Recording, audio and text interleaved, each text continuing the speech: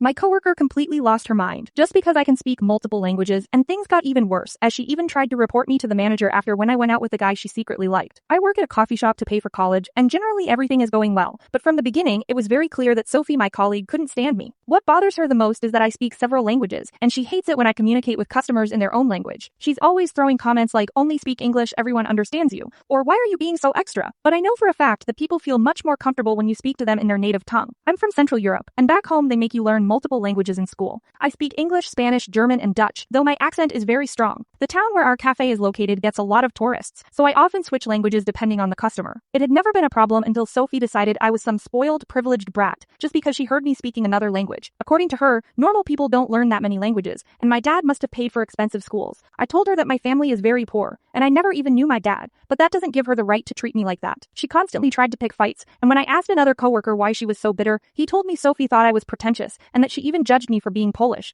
Every chance she got, she'd say things like, "It's disgusting," that I shouldn't pretend to fit in with local accents, and that it was cultural appropriation. I avoided her outside of work, but one night when the whole cafe crew went out, I didn't realize she'd been invited too. I kept my distance and stayed with Daniel, the guy I actually liked. We ended up spending the whole night together, laughing and joking, and I felt like we really connected. He also spoke some Spanish, so we had fun slipping in random phrases. It was playful and natural. Later I found out Sophie had a crush on Daniel too, and that explained her behavior. That night, he started asking me language questions, pulling out Google Translate and pretending to be impressed. I answered all of them, and when he switched to Spanish, Sophie jumped in, mocking my accent and trying to humiliate me in front of everyone. She said she expected my Spanish to be much better, but Daniel immediately defended me, saying that while I had an accent, my Spanish was actually really good. Sophie insisted he was lying to protect my feelings, but I couldn't help laughing. It was so ridiculous. I told her to stop talking about things she didn't understand, and that she was being rude. After that, I went home, and Daniel came with me. We kept talking about everything and nothing, and the conversation flowed so naturally that I invited him over. Well, one thing led to another, and it was pretty clear the connection was real. The next day, Sophie actually showed up at my house with some half-hearted apology, but it wasn't genuine at all.